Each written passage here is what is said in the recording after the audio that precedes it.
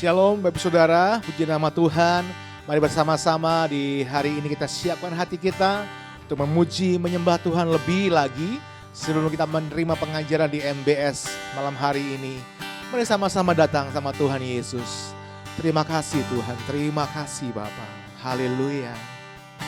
Satu hal yang ku rindu, berdiam di dalam rumah-Mu.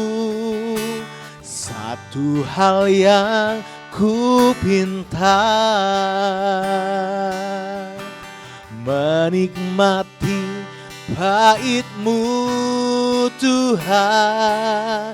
Lebih baik satu hari di pelataran-Mu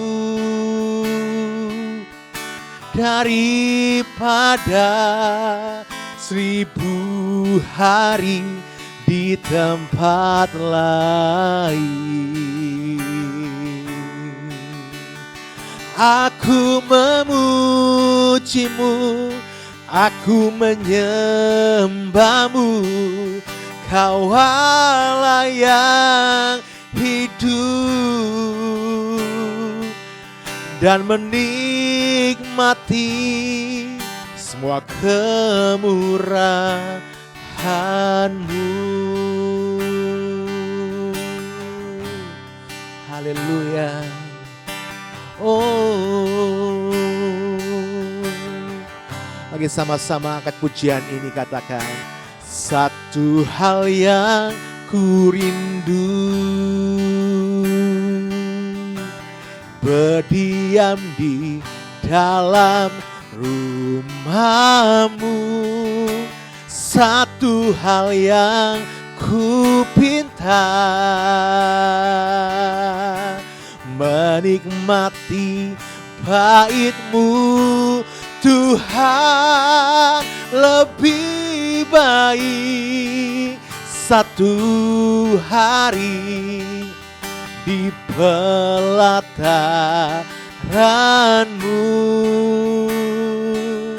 daripada 1000 hari di tempat lain. Aku memuji-Mu, aku menyembah-Mu, Kau Allah yang hidup, dan menikmati semua kemurahan-Mu. Nyanyikan lebih baik, lebih baik satu hari di pelataran-Mu daripada 1000 hari di tempat lain. Oh, aku memuji-Mu, aku menyembah-Mu, Kau Allah yang hidup, dan menikmati semua kemurahan-Mu. Oh, menikmati semua kemurahan-Mu Tuhan. Diam dalam bait-Mu, diam dalam hadirat-Mu, ada sukacita, ada kekuatan baru, dan menikmati semua kemurahan-Mu. Lagi sama-sama katakan, dan menikmati, dan menikmati semua kemurahan Sekali lagi sama-sama jemaat Tuhan katakan, dan menikmati semua kemurahan-Mu.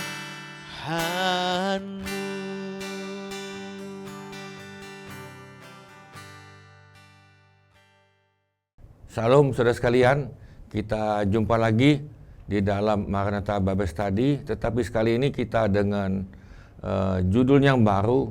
Sebetulnya bukan pelajaran yang baru bagi kami, tetapi ini adalah kita buat baru di dalam YouTube ini, yaitu dengan seri Saya Murid Kristus. Ini adalah bagi pemula, saudara yang mulai mau ikut Yesus. Nah, ini adalah saudara perlu ikuti. Dan ini adalah sampai 12 pelajaran. Dalam 12 pelajaran ini tentunya selesai dan saudara ikuti yang berikut dan kita tidak akan stop. Nah, baik saudara sekalian, sebelumnya saya akan menjelaskan dulu gereja kita, gereja Sidang Jemaat Allah ini itu terdapat pada hampir 200 negara di seluruh muka bumi ini. Tentunya mereka dengan bahasa mereka masing-masing, seperti ada GJA di Jepang, bahasa Jepang, memang ada bahasa Indonesia tetapi itu tidak banyak. Demikian juga dengan di Jerman, ya kan, nah, di sana ada dalam bahasa Jerman dan sebagainya. Nah, ini adalah misi daripada Gereja Sidang Jemaat Allah, atau dalam bahasa Inggris Assembly of God, AOG. Nah, saudara perhatikan di sini, gereja ini mempunyai misi, tugas yang diemban oleh pendeta dan oleh pemimpin dan oleh jemaat, yaitu menyelamatkan yang terhilang. Jadi saudara-saudara ada dalam gereja ini dengan sebuah misi, saudara menyelamatkan yang terhilang.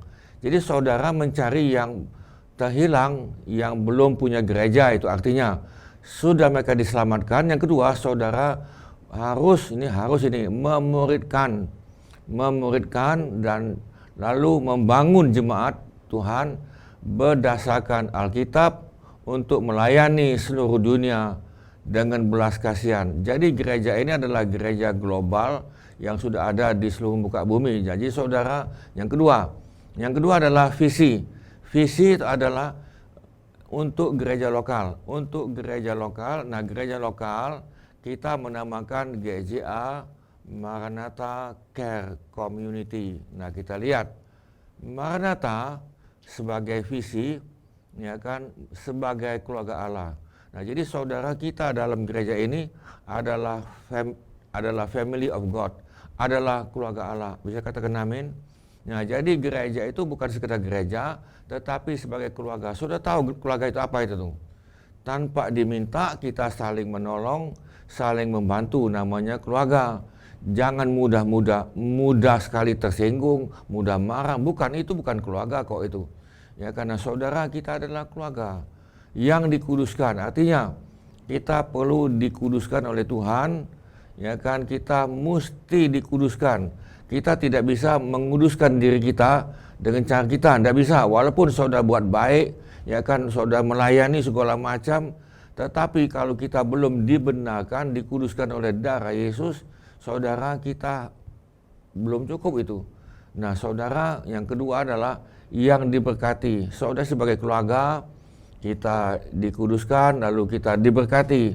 Nah, diberkati ini saudara di dalam banyak hal ini. Saudara diberkati di bidang bakat saudara, dalam roh, dalam jiwa, dalam tubuh. Nah, kita diberkati untuk apa? Kita diberkati untuk menjadi berkat bagi segala bangsa. Kita menjadi berkat bagi segala bangsa. Bangsa apa? Kita jangan jauh-jauh, kita lihat dalam kota masing-masing.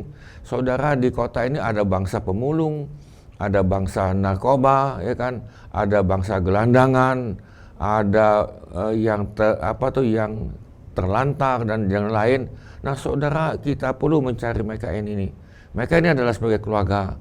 Nah, lalu saudara, untuk mewujudkan misi dan visi itu mempunyai strategi. Nah, strategi ini adalah itu dibuat oleh GCA Indonesia.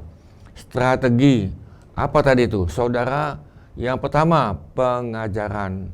Jadi kita lebih mengutamakan itu pelajaran.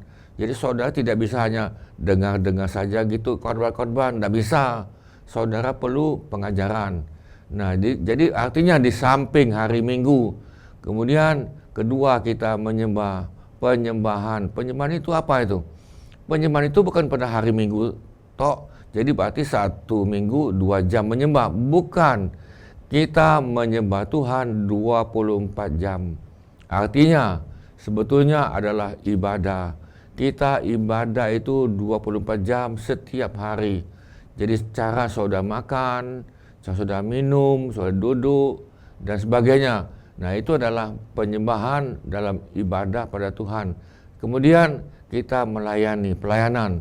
Jadi semua jemaat, semua anggota gereja diminta untuk terlibat dalam pelayanan. Walaupun pelayanan yang sangat sederhana, pelayanan ada 2 jenis. Di dalam gedung, saudara bisa jadi guru sekolah minggu, nyambut tamu, ya kan, mungkin nyapu, ngepel, itu pelayanan. Tetapi pelayanan yang lebih luas ada yang kedua adalah saudara melayani keluar daripada gereja. Di luar gereja, ketika saudara berdagang, daganglah dengan jujur. Ya kan, jangan nipu sini, nipu situ, korupsi sini, korupsi situ. Lalu saudara hari Minggu bawa pelayanan, bukan itu kan munafik. Kita melayani itu di luar gedung sehingga mereka bisa lihat, oh ini orang Kristen ya. Nah, saudara, itulah strateginya. Lalu setelah kita mendapatkan itu semua, maka saudara, ini yang kita minta, nilai ini dikatakan oleh gereja lain. Jadi bukan kita yang ngomong. Saya contoh lagi ini nih. Ada gereja yang terkenal dengan nilai. Saudara, semua ngomong itu, baik itu dalam kota ini, di Indonesia maupun sampai ke luar negeri. Gereja itu terkenal dengan apa tadi itu? Sosial. Ya kan? Oh, ini sosial gereja ini nih. Ya kan, mereka mempunyai pelayanan di bidang sosial seperti rumah sakit, pendidikan, dan sekolah, dan lain. Nah, saudara, gereja kita dalam Indonesia ini mempunyai nilai, value. Ini dinilai oleh gereja lain atau masyarakat. Oh, ini jemaat GSJA. GSJA ini terkenal dengan cinta Tuhan loh ini.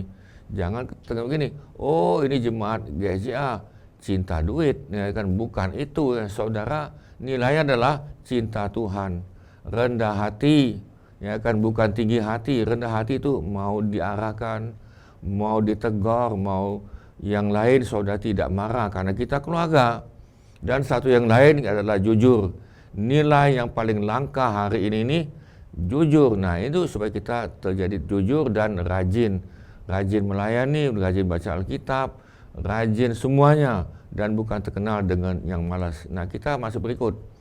Dalam gereja ini, saudara, dalam sidang jemaat Allah secara global, kita mempunyai 16 doktrin Alkitab. Ingat, doktrin Alkitab, pengajaran Alkitab.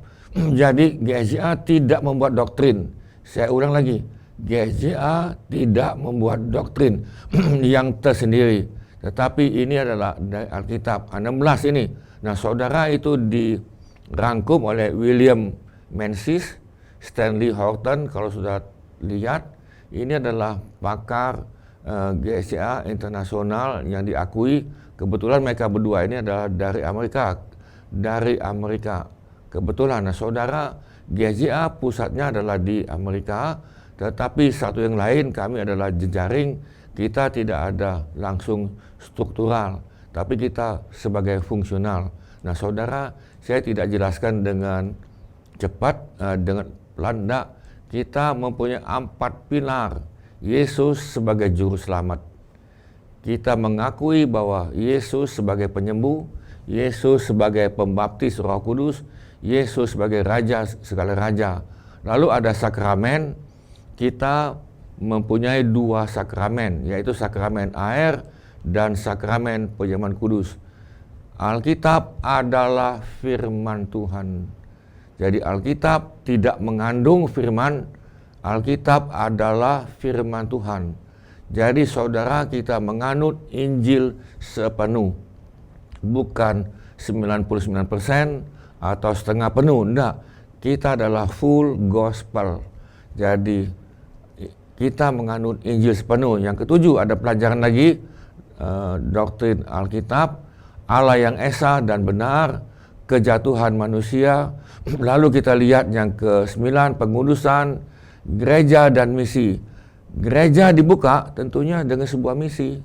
Ya kan, untuk apa gereja dibuka? Dan siapa yang suruh buka gereja? Bukan kehendak-kehendak manusia buka gereja. Ya kan, bukan, saudara perhatikan Alkitab. Tidak seperti itu. Nah, tujuan sebuah gereja apa tadi? Sebuah gereja dibuka tujuannya apa? Ya kan? Ya kan, jadi saudara tujuannya, kalau sudah tahu tadi kan, kita tujuannya sebuah gereja bukan untuk mencari duit melulu ini, oleh karena pandemi sulit ekonomi lalu buka gereja untuk perpuluhan segala macam. Kita perpuluhan itu adalah milik gereja dan bukan milik pendeta. Nah, demikian juga dengan aset bergerak dan tidak bergerak. Nah, saudara, yang 12, pelayanan kependetaan. Pendeta itu apa itu? Pendeta itu punya fungsi loh itu.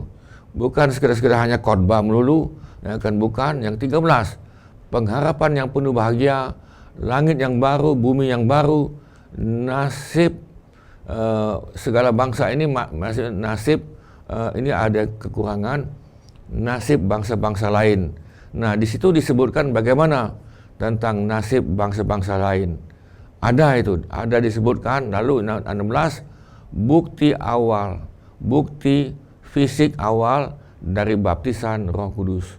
Nah, saudara sekalian, kita mempunyai 11 pengakuan iman. Nah, ini adalah berlaku untuk di seluruh muka bumi. Nah, cuman ini kan dalam bahasa Indonesia, karena kita GCA di Indonesia. Yang pertama, Alkitab adalah firman Allah yang diilhamkan dan tanpa salah, satu-satunya kaidah yang mutlak dan berwenang bagi iman dan perilaku manusia. 2, Allah adalah Esa, hadir secara kekal dalam 3 oknum, Allah Bapa, Allah Putra, dan Allah Roh Kudus. Tuhan Yesus, ilahi adanya, saudara bisa ikuti dan baca-baca dengan cepat. Lahir dari seorang anak darah, hidup tanpa dosa, melakukan mujizat-mujizat, menebus manusia yang berdosa melalui kematiannya, bangkit secara badani, naik ke surga dan dimuliakan di sebelah kanan Allah Bapa, akan datang kembali. Nah, saudara perhatikan ini, akan datang kembali ke bumi dalam kuasa dan kemuliaan untuk memerintah dalam kerajaan 1000 tahun. Nah, saudara, kalau tidak jelas, saudara bisa hubungi kami, karena ini ada sebuah pelajaran. Yang keempat, oleh pelanggaran satu orang Adam, dosa telah masuk ke dalam dunia dan maut oleh sebab dosa, demikianlah maut telah menimpa semua orang, karena semua orang telah berbuat dosa. 5, kemampuan dan penyucian dari dosa hanyalah melalui pertobatan dan iman karena kuasa penyucian darah Yesus. 6, pembaruan dikerjakan oleh Roh Kudus mutlak perlu. Jadi kan mutlak perlu bagi semua keselamatan seorang. Nah, 7, karya penebusan Kristus di atas salib menyediakan kesembuhan bagi tubuh manusia melalui doa dan iman. 8, pengudusan dikerjakan oleh Roh Kudus yang mendiami oleh orang percaya. 9, baptisan Roh Kudus menurut Kisah Rasul 2 ayat 4 dikaruniakan kepada siapa ini? Itu kepada orang yang percaya ini, yaitu 11 dan 10, pengangkatan gereja pada waktu kedatangan Tuhan Kristus di awan-awan merupakan pengharapan yang bahagia bagi orang-orang percaya. 11, kebangkitan tubuh bagi orang percaya maupun tidak percaya. Yang pertama, menerima hidup yang kekal, dan yang kedua, untuk menerima hukuman yang kekal. Nah, saudara, kita masuk pelajaran yang pertama. Ini adalah saya murid Kristus yang pertama, dan kita lihat dengan judul tujuan Tuhan bagi hidup saya. Saudara, begini, saudara dan saya, Tuhan itu membuat dengan sebuah tujuan. Saya ambil contoh, saya memegang pointer ini. Pointer ini dibuat untuk apa? Ya kan, saya tahu dan saya pakai. Kemudian di tangan saya kan ada jam. Jam ini dibuat untuk apa? Ya kan, bukan untuk perhiasan, tetapi mempunyai tujuan. Nah, saudara, kita lihat di sini. Semua yang ada di dunia ini mempunyai tujuan. Tuhan buat kata atau kodok mempunyai sebuah tujuan. Tuhan membuat matahari mempunyai tujuan. Itu yang di luar dalam dunia ini, saudara bisa lihat ini. Ada rumput untuk apa? Ya kan, kemudian kita lihat lagi ada bintang-bintang, ada jumlahnya triliunan. Semuanya mempunyai tujuan. Jadi Tuhan buat itu bukan kebetulan atau iseng-iseng dia buat, enggak. Tuhan mempunyai tujuan. Lalu saudara, Tuhan membuat Adam dan Hawa mempunyai tujuan. Nah, saudara, iblis pun mempunyai tujuan. Tujuan iblis adalah mencuri. Mencuri apa? Mencuri kesehatan, mencuri sukacita, mencuri apapun yang ada pada manusia, dia curi. Ya kan, di samping keuangan, di samping kebahagiaan, di samping kerukunan satu yang lain, itu dicuri. Nah, lalu apakah dia cukup mencuri? Enggak, dia tidak cukup, dia membunuh. Dia usahakan membunuh semua sukacita, ya kan, semua kesehatan yang ada pada manusia, ya kan, semua dia bunuh. Nah, apakah dia puas? Enggak. Lalu dia membinasakan orang itu. Jadi saudara, tujuan iblis mencuri, membunuh dan membinasakan. Lalu Tuhan mempunyai tujuan. Yesus ada di muka bumi, ya kan, telah menjadi manusia 2000 tahun yang lalu.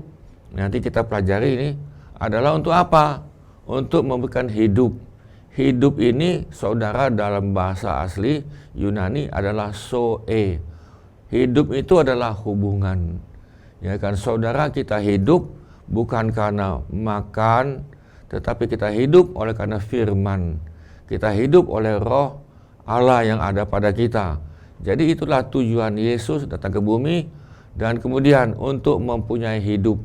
Jadi memberikan hidup, lalu saudara perlu mempunyai hidup. Mempunyai tadi sampai kita nafas yang terakhir. Nah, untuk apa lagi?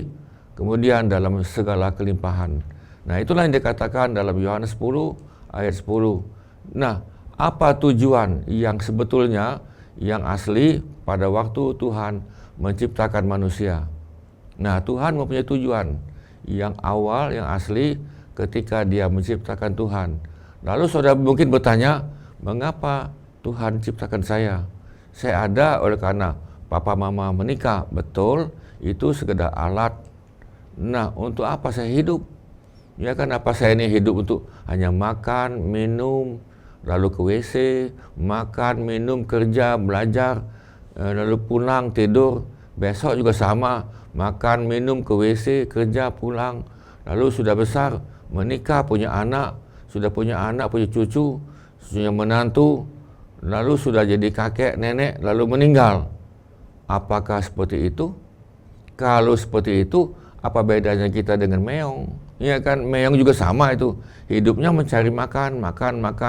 Demikian juga dengan ayam, makan. Dan hidup bebas ya tadi kan. Dengan siapapun dia pun mau ini kan. Apakah seperti itu? Nah saudara, kita lihat dalam ayat firman Tuhan, karena kasih Tuhan, maka ia sudah menentukan lebih dahulu. Tuhan sudah menentukan pada saudara dan saya, ya kan, sudah ditentukan pada saudara pada awal bahwa melalui Yesus Kristus Tuhan akan mengangkat kita menjadi anak-anaknya sendiri. Nah, memang itulah yang diinginkannya. Nah, saudara, sebelum dunia diciptakan, Tuhan telah memilih kita melalui Kristus dan maksud supaya kita menjadi miliknya yang khusus dan tidak bercacat di hadapannya. Itu saudara bisa lihat dalam Alkitab di dalam 1 Efesus ayat 4 dan 5. Jadi saudara, dari mula Tuhan sudah menetapkan saudara dan saya menjadi anak Tuhan. Bukankah itu indah? Amin. Ya kan, Tuhan itu sudah mempunyai cita-cita. Ya kan, saudara menjadi anak Tuhan melalui Yesus Kristus. Nah, disinilah ada yang mau, ada yang tidak mau, ada yang percaya, ada yang menganggap sepele, dan ada menganggap serius. Jadi saudara, Tuhan tidak main-main, dan apa yang Tuhan firmankan itu memang betul dan tidak salah. Saudara, Tuhan menciptakan saya untuk apa? Hubungan. Ya kan, Tuhan menciptakan saya untuk mengasihi saya. Jadi Tuhan menciptakan saudara, bahwa Tuhan itu mencintai saudara, mengasihi. Kasih itu dengan kata yang asli adalah agape, kasih tanpa syarat. Tuhan mencintai saudara, kasih agape, bukan karena eros. Yeremia 31:3, aku mengasihi engkau dengan kasih yang kekal. Sebab itu aku melanjutkan kasih setiaku kepadamu. Amin. Tuhan begitu kasih sehingga dia meneruskan kasih itu. Yang kedua, Tuhan menciptakan saya supaya saya dapat mengenal Tuhan. Saudara, kita tidak cukup hanya tahu, tahu ya Tuhan itu yang pernah lahir di Bethlehem, ya kan, yang menjadikan langit dan bumi, ya kan, hanya tahu. Tetapi yang kedua adalah Tuhan ingin kita mengenal. Nah, mengenal ini, saudara, kita lihat Filipi 3 ayat 8, malahan segala sesuatu yang kuanggap rugi karena pengenalan akan Kristus Yesus, Tuhanku lebih mulia daripada semuanya. Paulus menulis gini, aku ini orang terkenal. Ya kan, dia adalah pemimpin agama Yahudi, sangat terkenal, tetapi dia, walaupun dia khotbah tentang Tuhan, ya kan, dia berikan pengajaran tentang Tuhan, ya kan, dia bisa memberikan penjelasan tentang Tuhan, ya kan, dia bisa memberikan segala macam tentang Tuhan. Tetapi apa kata Paulus? Ya kan, sekarang aku telah mengenal. Beda dulu, dia hanya ngomong, dia hanya khotbah tentang Tuhan. Nah, sekali ini dia mengenal. Mengenal beda dengan tentang. Yang ketiga, saudara, Tuhan ciptakan saudara dan saya dengan tujuan adalah supaya kita mencintai Tuhan, supaya kita bisa mengasihi Tuhan. Ulangan 6, 4 dan 5, dengarlah hai orang Israel, Tuhan itu Allah kita, Tuhan itu Esa. Kasihilah Tuhan, amin. Kasihilah Tuhan Allahmu dengan apa? Segenap hatimu, bukan dengan seperempat hatimu atau 90%, 100% hatimu, dan dengan segenap jiwamu dan segenap kekuatanmu. Artinya 100% Tuhan mencintai saudara, kita bisa mencintai Tuhan 100% kalau saudara mengenal dan mau menerima Yesus. Nah, jadi kita timbal balik, kita mengenal, lalu kita menerima kasih Tuhan, lalu kita pun bisa mengasihi Tuhan. Yang keempat, Tuhan menciptakan saya supaya saya dapat beribadah kepada Dia dan memuliakan namanya. Saudara, kita boleh ibadah dalam gereja kan, nyanyi-nyanyi ini. Pertanyaan saya, saudara beribadah kepada siapa? Ya kan, nah saudara, kita lihat ayat ini. Bersorak-soraklah bagi Tuhan, hai seluruh bumi. Beribadahlah kepada Tuhan dengan sukacita, datanglah ke hadapannya dengan sorak-sorai. Ketahuilah bahwa Tuhanlah Allah, Dialah yang menjadikan kita, dan punya Dialah kita umatnya dan kawanan domba Allah. Bisa katakan amin. Nah, saudara sekalian, jadi adalah tragedi, nasib yang terbesar, ya, manusia mengabaikan tujuan Tuhan bagi hidupnya. Ini menjadi malapetaka. Kenapa? Jangan heran kalau manusia itu letih lesu, stres, dan beban berat. Nah, saudara sekalian, ambil kesimpulan, Tuhan menciptakan saya satu, supaya kita punya hubungan dengan Tuhan. Amin. Hubungan ini sangat penting, jangan putus, dan kita perlu pelihara. Yang kedua, Akibat hubungan saudara mengenal Tuhan. Akibat hubungan saudara mengenal bukan tahu Lalu yang ketiga, saudara bisa mencintai Tuhan. Akibat hubungan mengenal. Saudara, yang keempat, kita dapat beribadah kepada Tuhan.